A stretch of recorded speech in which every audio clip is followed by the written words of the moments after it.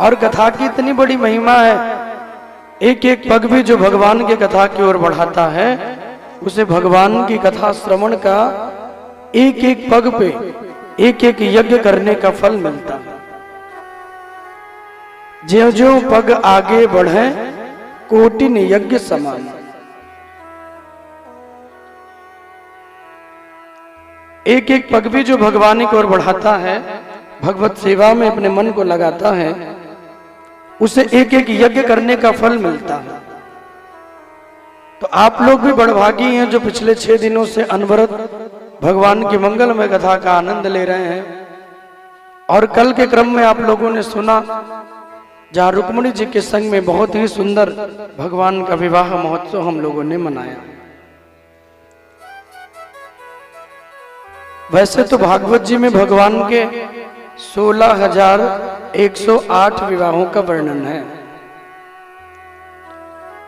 लेकिन मुख्य रूप से जो भगवान की पटरानियां हैं वो 8 मुख्य पटरानियां हैं भगवान की। 16,100 विवाह भगवान का एक संग में हुआ और 8 विवाह भगवान के अलग अलग हो गए, जिनमें पहला विवाह ही रुक्मिणी जी के संग में भगवान का हुआ। और रुक्मिणी जी के यहाँ जो उनके पिताजी हैं वो बड़े धार्मिक हैं, बड़े धर्म कर्म करने वाले हैं। कोई साधु संत, कोई ब्राह्मण, कोई अतिथि जब द्वार पे आता है तो वो उसकी बड़ी सेवा करते हैं। और हमारे यहाँ नियम ही है, कोई अतिथि, कोई गुरु, कोई ब्राह्मण द्वार पे आए तो हम उसकी सेवा करते ही हैं। याचक भी कोई मांगने के लिए आ गया तो हमारी जो सामर्थ्य है हम उससे देते हैं, भोजन कराते हैं, जल पिलाते हैं। राजा भीष्मक के यहाँ भी नियम है, रोज इनके यहाँ सत्संग होता है, रोज इनके यहाँ भगवान की कथा होती है। और जब रोज भगवान की मंगल में कथा होती है इनके यहाँ, तो उसे सुनकर रुक्मिणी जी ने मन ही मन भगवान को अपने पति के रूप में वर्ण कर लिया। और जब भगवान को पति के रूप में वर्ण किया तो इनके जो भाई हैं वो नहीं चाहते कि रुक्मिणी का विवाह द्वारिकाधीश के साथ हो जाए। वो चाहते हैं कि हमारी बहन का विवाह मेरे मित्र शिशुपाल के संग में हो। जाके शिशुपाल के संग में विवाह को तय करके आ गए, तारीख हो गई, सब व्यवस्थाएं बन गई। 2 दिन बाद बारात आने ही वाली है। आज रुक्मिणी मैया बड़ी दुखी हैं, मन उनका बड़ा उदास है। और मन इसलिए उदास है क्योंकि माँ को इस बात की चिंता है कि जिनको हमने हृदय में वर्ण किया वो हमको नहीं मिलेंगे, तो हम करें क्या, किस प्रकार भगवान तक अपने मन का संदेशा हम भिजवाएं। कोई है भी नहीं कि हम द्वारिका में किसी को भेज दें, अपने मन की बात भगवान को बता दें। वो चर्चा ही कर रही थी, सोच ही रही थी। वो कहते ना, जहां चाह है वहां राह है। वो विचार ही कर रही थी कि उसी समय ब्राह्मण देवता आ गए। और जब ब्राह्मण देवता आए तो उन्होंने रुक्मिणी जी से कहा कि देवी आप इतनी दुखी क्यों हो, आप इतनी परेशान क्यों हो।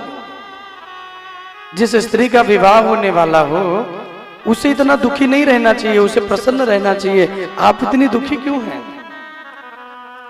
रुक्मिणी मैया कहने लगी, ब्राह्मण देवता आप मेरे हाथों में कंगन बांधने के लिए आए हैं, 2 दिन बाद मेरा विवाह होने वाला है, लेकिन मैंने जिनका वर्ण किया वो हमको नहीं मिलेंगे। मैंने द्वारिकाधीश की कथाओं को सुनकर उनको देखा नहीं, बिना भगवान को देखे ही मैंने उनका वर्ण कर लिया। अपने नेत्रों से मैंने उनको देखा नहीं। श्रुत्वा गुणान भुवन सुंदर तम सुन्नताम ते अनिर्विश कर्ण विवरैर हरितोंगतापम। मैंने उनके बारे में श्रुत्वा गुणान भुवन सुंदर, मैंने केवल सुना है कि वो कैसे हैं, उनको देखा नहीं कभी। और बिना देखे ही उनसे प्रेम कर लिया। और ना सिर्फ मैंने प्रेम किया बल्कि मन ही मन अपने पति के रूप में मैंने उनका वर्ण भी कर लिया।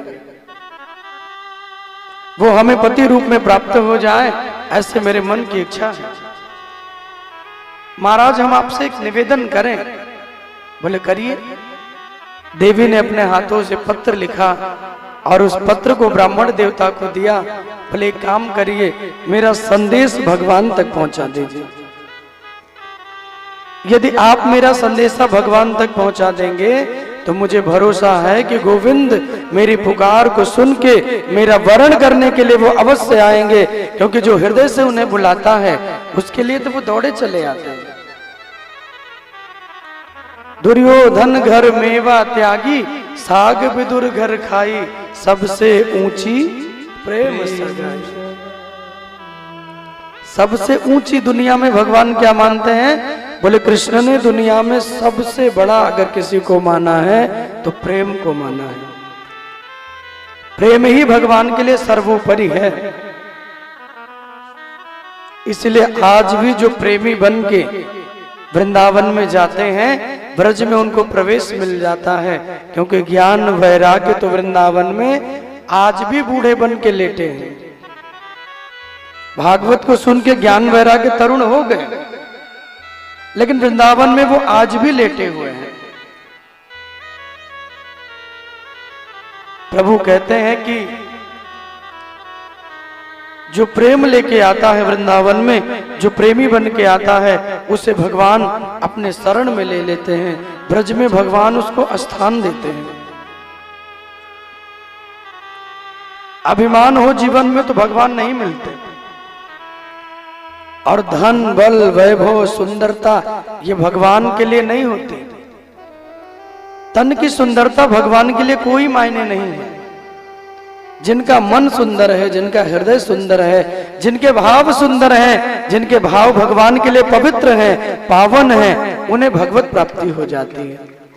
आपने भी कहीं ना कहीं अपने मन में बहुत ही सुंदर संकल्प बनाया होगा, बहुत ही सुंदर संकल्प बना के भगवान के कथा सुनने की इच्छा हुई होगी।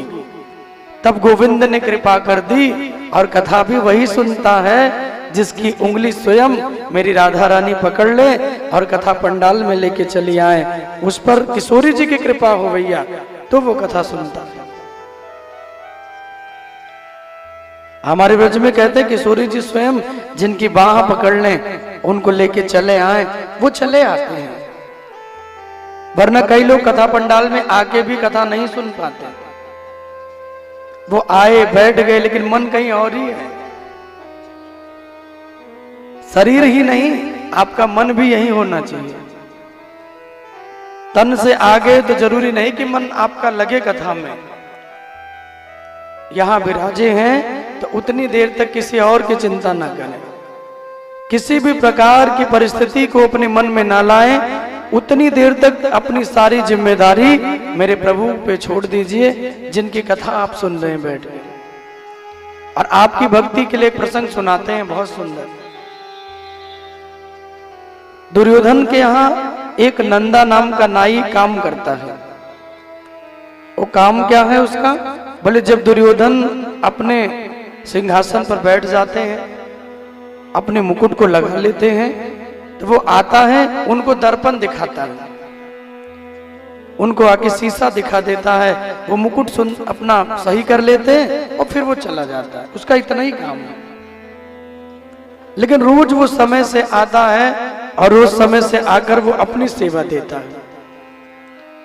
एक दिन की बात, जब वो आ रहा था, कहीं रास्ते में भगवान की कथा हो रही थी।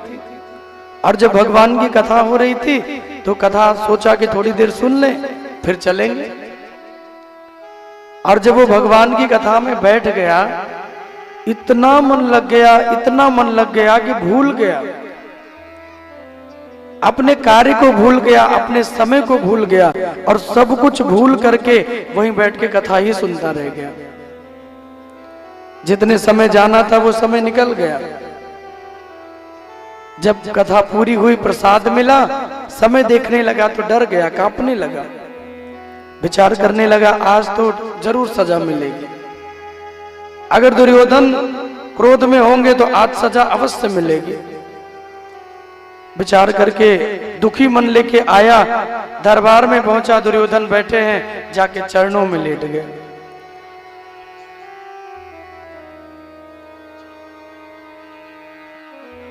और जाकर के चरणों में जब उनके लेटा तो चरणों में लेट करके कहने लगा, महाराज मुझे क्षमा कर दीजिए, आज मुझसे भूल हो गई, आज आपकी सेवा में मैं नहीं आ पाया। मैं कहीं बैठ के कथा सुनने लगा, समय बीत गया, बाद में मैंने देखा कि मुझे जाना है, तो आज मैं वहीं रह गया, मैं आपकी सेवा में नहीं आ पाया, कृपा करके आप मुझे क्षमा कर दीजिए। दुर्योधन कहने लगा, अरे क्या पागल हो गया है? बोले अभी अभी तो तू आया था थोड़ी देर पहले, और जब मैं सिंहासन पर बैठा तो मुकुट लगाया, तूने दर्पण दिखाया और शीशा दिखा के चला गया, और अब तू आके कह रहा है कि आज मैं आ नहीं पाया सेवा में, लगता है तू पागल हो गया है। तेरी तबीयत तो ठीक है, तू जाके थोड़ा आराम कर ले। वो कहने लगा, महाराज मुझे क्षमा कर दीजिए, हम जानते हैं आप मुझे सजा देंगे, इसीलिए आप ऐसा बोल रहे हैं। मैं सच कहता हूं, आज मैं किसी बहुत जरूरी काम में लग गया, कथा में बैठ गया, समय का ध्यान ही नहीं रहा, इसलिए आप मुझे क्षमा कर दीजिए। दुर्योधन बार बार कहते रहे, क्यों क्षमा मांग रहा है? तू तो आया, दर्पण दिखा के चला गया, फिर क्यों क्षमा मांग रहा है? वहां से रोते रोते निकला, और जब वहां से जाने लगा तो विचार करने लगा, मैं तो बैठ के कथा सुन रहा था, तो मेरी जगह पे कौन है जो आकर के दुर्योधन को दर्पण दिखा के चले गए? अपने भक्त के लिए, उसकी भक्ति की लाज रखने के लिए भगवान क्या कुछ नहीं करते हैं। विचार करने लगा, कौन आया कौन आया? तब ध्यान आया, उसके हृदय में भाव जगा, मुझे लगता है जिन गोविंद की कथा को बैठ के मैं सुन रहा था, वो मेरे प्रभु स्वयं मेरा वेश बना के आए और दुर्योधन को दर्पण दिखा के चले गए। मुझे लगता है वो स्वयं आए थे। आज रोते रोते जाने लगा, विचार करने लगा, जिन प्रभु की कथा में मैंने कभी मन नहीं लगाया, इन हाड़ मांस के पुतलों की मैं सेवा करता रहा, इनके पीछे लगा रहा, इनकी सेवा के लिए कितने पाप किए, कितने अपराध किए मैंने। एक दिन भगवान की कथा में जाके क्या बैठा, मेरा मन भगवान में क्या लगा, मेरे लिए भगवान मेरा स्वरूप बना के और दुर्योधन को दर्पण दिखाने के लिए चले गए। वो नंदा नहीं विचार करने लगा, मैं दुनिया की सेवा क्यों करूं, जब गोविंद मेरे संग है तो मैं दुर्योधन की नहीं, मैं स्वयं